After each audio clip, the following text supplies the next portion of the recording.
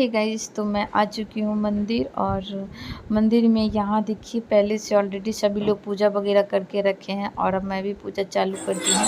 तो हमारा यही लुक है, आप लोग देख सकते हैं। बहुत ज़्यादा भीड़ था मंदिर में, लेकिन हम जब गए तो कुछ लोग थे, कुछ लोग पूजा करके निकल गए हैं। और मेरा तीज का व्रत इस तरह से हुआ गाइस, साथ में आप सबको ये बता दूँ गाइस। तो काफ़ी भीड़ था वहाँ पे और सभी लोग पूजा पाठ में लगे हुए थे, सभी लोग पूजा पाठ कर रहे थे। मैं भी गई। महादेव जी का दर्शन की कहा जाता है ना कि कम से कम महादेव को जल भी तो ज़रूर समर्पण करना चाहिए, यानी कि चढ़ाना चाहिए। तो मेरा तो तबीयत काफ़ी ये हो चुका था, क्योंकि हमको तीज बहुत लगता है, बहुत ज़्यादा। शाम होते होते मुझे प्यास वगैरह भी लग जाती। फिर मैं गई किसी तरह से, बस ज़्यादा कुछ नहीं किया। और मेरे को पता भी नहीं था कि मेरी साड़ी में ये जो टिकट था बिल वाला वो लगा हुआ ही है, टैग यानी कि। फिर मुझे मंदिर में एक बोली कि आपका बिल लगा हुआ है, फिर मैं वो ही निकाल भी दी।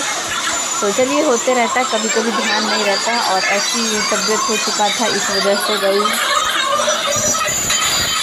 और जहाँ पे महादेव जी, गौरा जी और गणेश जी तीनों का मिट्टी से मूर्त बनाया जाता है और वहीं पे पूजा किया जाता है। तो मैं वहाँ पे आई, फिर दर्शन भी की। उसके बाद मंदिर में होता है ना, तुलसी जी थे, यहाँ बजरंगबली का ध्वजा था, तो वहाँ भी जाकर प्रणाम वगैरह कर ली हूँ। मैं इसी तरह से करती हूँ गाइस। बहुत सारे लोग तो बहुत कुछ करते हैं, मेरे को जितना समझ में आता है मैं इतना करती हूँ। और ज़्यादा मैं क्या ही बताऊँ, पहले से यहाँ लोग बैठे हुए थे तो मेरे को थोड़ा सा वेट भी करना पड़ गया, क्योंकि लोग हटते तभी ना। और इसी बीच कुछ लोग आई जो बोली कि आपकी साड़ी में मैडम लगा हुआ है, तो फिर वही निकाल भी दी। और क्या है ना कि फास्टिंग में समझ नहीं आता है क्या करना है, कैसे करना है। मेरे को तो बिल्कुल समझ नहीं आता है ज़्यादा कुछ गाइस। और बस मैं जाकर महादेव जी का पूजा अर्चना की, आशीर्वाद ली, उसके बाद घर चलाई। जिसको जैसा नॉलेज दिए हैं वो उस तरह से पूजा करता है। बहुत लोग के यहाँ गौरी शंकर जी का मूर्ति घर में बनाकर पूजा किया जाता है। हमारे यहाँ क्या था ना, हमारे मायके का रस्म बताऊँ तो जब तीज कोई बेटी पहली बार करती है ना, तो इस तरह जैसे यहाँ पे हो रखा है, इसी तरह से मूर्ति बना कर के पूजा किया जाता है। मैं भी जब पहली बार तीज का व्रत की थी ना, तो इसी तरह से बालू के शंकर जी, पार्वती और गणेश जी का मूर्ति बनाकर पूजा की थी। उसके बाद नेक्स्ट साल से, यानी कि दूसरे साल से, बस नॉर्मल सी या पूजा करो, जैसे पर डे पूजा करते हैं वैसे पूजा कर लीजिए और व्रत को रखिए, ऐसे होता है। तो फिर मैं दोबारा साल से वैसे करने लगी। इसलिए यहाँ पे देखती हूँ कि गौरी शंकर जी का है, तो मैं आप सभी को यहाँ की भी आवाज़ सुना रही हूँ, ये ना आप लोग बोलिएगा। लेकिन भीड़ बहुत है तो शोर काफ़ी हो रहा था। तो चलिए, बने रहिएगा। और आप सभी लोग कमेंट बॉक्स में हैप्पी हरतालिका तीज ज़रूर लिखिएगा गाइज। और मैं कैसी लग रही हूँ ये चीज़ भी बताइएगा। ये हमारा तीज का लुक है जो मैं अपने से घर में ही नॉर्मल से करती हूँ, क्योंकि फास्टिंग रखने की वजह से मेरे को एनर्जी ज़्यादा नहीं मिल पाता है गाइस। तो बस रेडी हो जाओ। लेकिन कहा जाता है ना कि जब भी अपने निर्जला व्रत को रखो या फिर कोई भी व्रत को रखो तो नाक पे से सिंदूर लगाया जाता है। तो मैं भी देखिए नाक पे से सिंदूर लगा के मंदिर गई हूँ भोलेनाथ के दर्शन करने के लिए। और दर्शन करने के बाद कुछ फ़ोटो शूट किए हैं, वो भी मैं आप सभी को इसी वीडियो में दिखा रही हूँ। आप लोग देखिए और खूब सारा आशीर्वाद दीजिएगा। साथ में हर हर महादेव, जय मैया पार्वती और जय गणेश जी ज़रूर लिखिएगा गाइस। तो हमारा इसी तरह से पूजा हुआ। और आगे आप सभी को मिलेगा कथा, जो कि कहा जाता है ना तीज व्रत का कथा भी सुनना चाहिए, तो कथा का भी वीडियो इसी में है। ये देखिए हमारी माँ पार्वती को भी लोग बहुत सारा श्रृंगार का सामान चढ़ाते हैं। मैं गई, पूजा की, पूजा करके फिर अपने घर को वापस आई। ये कुछ फ़ोटो है जो आप लोग देख सकते हैं। ये हमारा तीज का लुक है। कैसा लगा आप लोग खूब सारा प्यार दीजिएगा, खूब सारा आशीर्वाद दीजिएगा, क्योंकि आप सभी की प्यार और आशीर्वाद के लिए मैं इतनी मेहनत से जो भी होता है वीडियो वगैरह बनाती हूँ और लाती हूँ गाइस। तो चलिए, मैं ज़्यादा क्या बोलूँ, आज का जो वीडियो आएगा आप सभी को थोड़ा सा लेट होगा, लेकिन आएगा ज़रूर। मैं गई थी 7:30 पौने 8 बजे मंदिर गई, क्योंकि बहुत लेट हो चुका था। मेरा तबीयत नहीं चलने की वजह से मैं सो गई थी दोपहर में। और सोने के बाद मेरा नींद भी खुला है। 5:30 बजे जाके फिर मैं नहा धोवा के रेडी होके मंदिर गई हूँ और मंदिर जाकर भगवान जी का दर्शन की। और दर्शन करने के बाद कथा सुनी हूँ। कथा का जो भी वहाँ पे बातें हो रहा है, जो भी पंडित जी कथा में बोल रहे हैं, वो सभी मैं आप सभी को इस वीडियो में सुनाऊंगी बिना एडिटिंग किए हुए। और यहाँ पे आप सभी को आवाज़ सुनाई नहीं दे रहा होगा, तो चलिए क्यों नहीं सुनाई दे रहा है ये बात बताती हूँ। यहाँ जब मैं मतलब मेरा पूजा हुआ संपन्न, तो मैं सोची अब जाकर कथा सुनती हूँ। तब तक यहाँ पे पंडित जी कथा को स्टार्ट कर दिए थे, जिसमें से कि कह सकते हैं 1-2 लाइन या अध्याय जो बोल सकते हैं वो बोल रखे। तो कुछ महिलाएं बोली कि आकर आप सुन लीजिए, कथा स्टार्ट हुआ है। तो मैं सोची कि नहीं, मैं नेक्स्ट पार्ट में शुरू से सुन लूँगी। तो भी मैं यहाँ आके बैठ गई, पंखा यहाँ पे चल रहा था, तो मैं सोची आराम से बैठ जाती हूँ, हवा लगेगा और मन भी अच्छा लगेगा। फिर यहाँ पे बहुत सारी महिलाएं आती है जो कथा सुनती है गाइज। उसके बाद पंडित जी दूसरा राउंड कथा कहते हैं, तो उसमें देखिए हम आके बैठे। उसके बाद मेरा बाबू भी आ गया मेरे पास, तो मैं उसको लेके बैठ गई और कथा शुरू होता है। आप लोग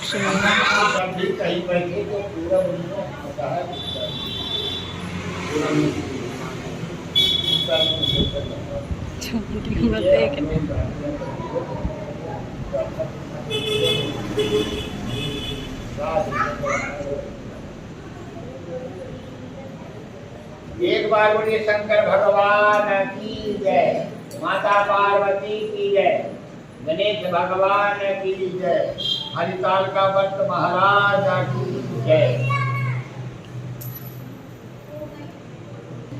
नहीं पूजन करने के बाद कथा सुनिए। श्री सूत्र भी कहते हैं मंदार की माला से पार्वती जी का केशापास और मुंडों की माला से शिव की लगा पार्वती की शिव पर धारण की और पार्वती का मैं तुमको बताऊँ मेरी देवी आज पद मास में हाथ में विपक्ष की तृतीया किसी उसका अनुसार बात करने की ज्यादा बात को नहीं।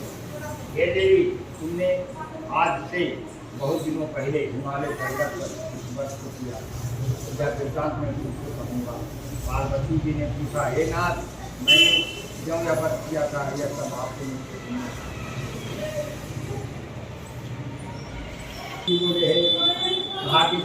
भारतवर्ष के उत्तर के एक रंगीन और सबको श्रेष्ठ नाम उसके आसपास की तरह की भूमियाँ हैं, तरह की पक्षीगण सर्वदा अपने मन से विचरते हैं। वहाँ पहुँच कर गधर्व गाते हैं, अप्सराएं रहते हैं, जिनमें स्फटिक रक्त और गदर मणि आदि खाने नहीं पड़े। यह पर्वत ऊंचा से इतना लिखा है कि मित्रों के घर की तरह समझकर आकाश से स्पर्श हो जाता है। उसके समझ शिखर के संदर्भ हम इन वर्ष से आशंकित रहते हैं और गंगा जल की ध्वनि सदा सुनाई देती रहती है। हे पार्वती, तुमने बाल्यकाल में उसी पर्वत पर तपस्या की थी। 12 वर्ष तक तुम उनकी चढ़कर केवल धूमाती कर रही थी। 64 वर्ष तक सूखे पत्ते खाकर रही। माघ मास में तुम जल में बैठी रहती और बैसाख की दोपहरिया में पंचायनी का। श्रावण के महीने में जल बरसता तो तुम भूसी जाती, जाकर मैदान में बैठी रहती थी। तुम्हारे पिता इस तरह के कष्ट सहन को न देखकर बड़े दुखी हुए, जो चिंता में पड़ गए। अपनी कन्या किसको दी? उसी समय नारद जी वहाँ पहुँचे। उन्हीं से नारद जी उस समय वहाँ तुम्हें देखने गए थे। नारद जी को देखकर गिरी कर आदि आसन आदि को देखकर उनकी पूजा की और कहा, ये स्वामी, आप इसलिए आए हैं, मेरा हो भाग्य, आपका आगमन मेरे लिए अच्छा है। नारद जी ने कहा, मैं भगवान विष्णु का भेजा हुआ आपके पास आया हूँ। आपको कहिए कि कन्या रक्त किसी को विवर को भगवान विष्णु के समान जो ब्रह्मा इंद्र इनमें से कोई नहीं है, इसलिए मैं उसका संदेह लेकर आया है, तो मैं तुम्हें अपनी कन्या दूंगा। हनुमान की इतनी बात सुनकर मुनिराज नारद आकाश में विलीन हो गए। तो श्रीकांबर गदाधारी भगवान विष्णु के पास पहुँचे। वहाँ हाथ जोड़कर नारद जी ने भगवान विष्णु कहे थे, सुनिए, मैं तो इस तरह विलाप करते हुए एक सखी के पास आकर कहा, हे देवी, तुम क्यों इतनी दुखी हो, इसका कारण बताओ। तुम्हारी जो कुछ इच्छा होगी मैं यथाशक्ति उसको पूरा करने की चेष्टा करूँगी। का त्याग ना करो, चलो किसी ऐसे वन में चले जहाँ पिता तो पता ना लगे, और मेरी सलाह कर तुम जैसे वन में जा पड़ती है उधर तुम्हारे पिता घर घर खोजने दूतों द्वारा भी खबर लेने लगे कि कौन देवता है, मैंने मेरी किसी को हर ले लिया है। आप लोग मेरी जिसका कारण सुने ना मालूम कौन मेरी कन्या को कर ले गया है। ऐसा नहीं हुआ कि किसी काले सांप ने काट लिया, सिर खा गए। हाय हाय मेरी बेटी कहाँ गई? किसी दुष्ट ने दीपक कि हर दुष्ट कृत्या को की प्राप्त हुई, तब तूने मेरा विद्वत पूजन किया। रात भर जाग कर संध्यादी से मुझे प्रसन्न करने में बिताया। उस वर्षराज के प्रभाव से लगा दिया और बिना होने लगे। फिर पूछा पुत्री सिंह याद आदि तंत्रों से भरे घर में क्यों आप पार्वती जी ने उत्तर यही कि मैंने पहले ही अपने आप को सिद्धि शिव जी पार्वती से चाहते हैं देवी वो इतनी दादी भलाई के लिए उत्तम मत बताता है, इसलिए अपने स्वभाव की रक्षा करनी चाहती है। दूसरी ओर सोने से गति और गति को धोखा होती है, इसलिए हर स्त्रियाँ मत अवश्य करे। भगवान शिव नगरी की शंकर भगवान हनुमान जी के नजदीक अखंड ज्योति जलते रहता है। जिनके घर से तेल में आए जरूर एक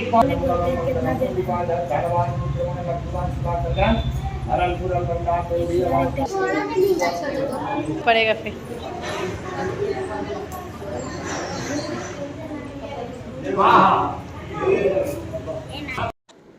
सो गाइस देखिए कथा मैं सुन ली हूँ और फिर उसके बाद कुछ कुछ महिलाएं हैं वो भी आ गई हैं बैठ के सुनने के लिए। तो यहाँ पे जैसे जैसे लोग पूजा करते हैं आके बैठते जाते हैं और कथा सुनते जाते हैं, क्योंकि बहुत भीड़ रहता है मंदिरों में। कहा जाता है ना जब आप तीज कीजिए तो कथा ज़रूर सुनिए। उसके बाद मैं अपने घर को वापस आई। तो ये हमारे घर आने का सीन है। कैसा लग रहा है आप लोग ज़रूर बताइएगा, क्योंकि यहाँ पर लाइट आ रहा था गाइस। तो मैं सोची कि चलो कुछ फ़ोटो वगैरह शूट कर लिया जाए। और ऐसे मैं अपने घर को आई। घर में आके बस रेस्ट की हूँ। उसके बाद सुबह मतलब घर आते आते यूँ कह सकते हैं कि इतना ज़्यादा मुझे प्यास बहुत ज़ोर से मुझे प्यास लग चुका था। मेरे को तीज लगता है गाइस, इसलिए मुझे बहुत जोरी की प्यास लगी हुई थी। फिर मैं किसी तरह से अपने पतिदेव को प्रणाम कर रही हूँ। कहा जाता है तीज में ज़रूर प्रणाम करना चाहिए। और ये तो हमारे महादेव हैं। महादेव के दूसरा रूप हमारे पतिदेव हैं, जो महादेव जी हमें अपने आशीर्वाद में हमें इनके रूप में हमें महादेव जी दिए। तो आप लोग खूब सारा आशीर्वाद दीजिएगा, सपोर्ट कीजिएगा और ये ज़रूर बताइएगा कि हमारा जोड़ी कैसा लग रहा है, हमारे महादेव जी का जोड़ी हमारे साथ कैसा लग रहा है। महादेव का दिया हुआ प्रसाद बहुत ही अच्छा होता है, बहुत ही प्यारा होता है। तो चलिए आगे अब मिलते हैं आप सभी से। और ये हमारा कुछ फ़ोटो वगैरह है जो मैंने क्लिक किया था। और घर में आके फटाफट मैं बैठ गई एसी चला के, तब मन को थोड़ा सा आराम फील हुआ। और बैठ के जो भी जैसे आप लोग देख सकते हैं ये सब वीडियो मैं बैठ के ही ली हूँ, ज़्यादा नहीं ली हूँ गाइस, यकीन मानिएगा आप हमारा। बस यही एक है और एक मैंने ये लिया, दो बस, और 2-3 फ़ोटो खींची हूँ क्योंकि मेरे में पावर नहीं था। फिर मैं जल्दी जल्दी से कपड़ा वगैरह चेंज की हूँ और सो गई हूँ। मतलब ये लग रहा था कि कब सुबह हो कि जल्दी से मैं पानी वगैरह पी लूँ।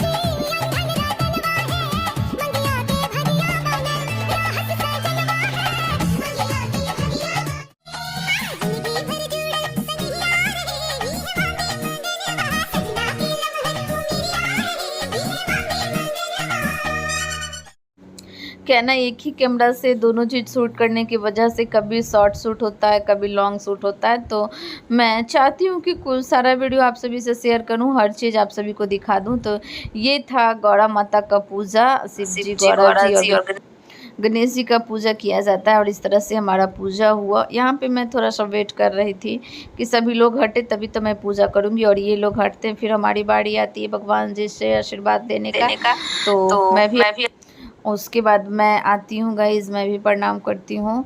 अब आप सभी लोग कमेंट बॉक्स में हैप्पी हरतालिका तीज ज़रूर लिखिएगा और खूब सारा आशीर्वाद दीजिएगा। जय माता।